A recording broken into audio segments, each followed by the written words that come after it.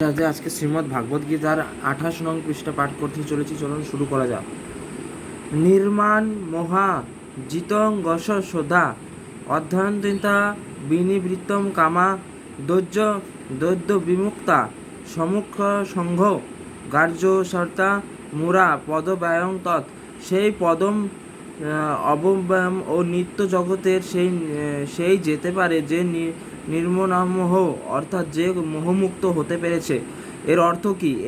এই জড় জগতের সকল কিছু না কিছু পথ চায়। কেউ চায় রাজা হতে, কেউ চায় প্রধানমন্ত্রী হতে, কেউ চায় ঐশ্বরশালী হতে। এভাবে সকলেই কিছু না কিছু পথ চায়। যতক্ষণ পর্যন্ত আমরা এই অভিলাষগুলির প্রতি আসক্ত থাকি, ততক্ষণ আমরা আমাদের দেহকে আমাদের স্বরূপ বলে মনে করি। কারণ দেহকে কেন্দ্র করে এই সমস্ত আশা আকাঙ্ক্ষাগুলি জন্ম নেয়। আমরা যে আমাদের দেহ নই, এই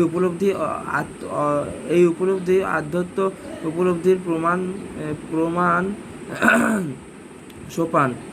জড় জগতের যে 3টি গুণের দ্বারা আমরা আবদ্ধ হয়ে পড়ি, তার থেকে মুক্ত হওয়াটাই আমাদের প্রধান কর্তব্য, এবং তার উপায় হচ্ছে ভগবত ভক্তি। ভগবত ভক্তিতে আসক্ত না হতে পারলে আমরা ত্রিগুণের প্রভাব থেকে মুক্ত হতে পারবো না। কামনা বাসনার বশবর্তী হবার ফলে আমরা জড় প্রকৃতির ওপরে অধিপত্য করতে চাই এবং তার ফলে উপাধি ও আসক্তির দ্বারা আবদ্ধ হয়ে পড়ি। যতক্ষণ না আমরা অধিপত্য করার এই বাসনাকে সম্পূর্ণভাবে পরিত্যাগ করতে পারছি, ততক্ষণ আমরা জড় বন্ধন থেকে মুক্ত হওয়ার ভগবানের আলয় সনাতন ধামে ফিরে যেতে পারবো না। জড় জগতের মিথ্যা ভোগ বাসনার দ্বারা বিচলিত না হয়ে যারা নিজেদের সর্বতোভাবে ভগবানের সেবায় নিয়োজিত করেছেন, তারাই কেবল সেই সনাতন ভগবত ধামে যেতে পারেন। এইভাবে অধিষ্ঠিত হলে অনায়াসে সেই পরম ধামে উপনীত হওয়া যায়। ভগবত তত্ত্বে অন্তত 8:21 বলা হয়েছে, অভক্তম ইক্ষরা ইতুস্তমা পরমং গতিম জং প্রাপ্য ন নির্বতন্তে তদ্ধাম পরং মম। অব্যক্ত মনে প্রকাশিত, এমনকি এই জড়জগতে সব কিছু আমাদের কাছে প্রকাশিত হয়নি। আমাদের জড় ইন্দ্রিয়র এতই সীমিত যে সেই ব্রহ্মাণ্ডের ভেতরে যে সমস্ত গ্রহ নক্ষত্র আছে, সেগুলি সব আমাদের গোচারীভূত হয় না।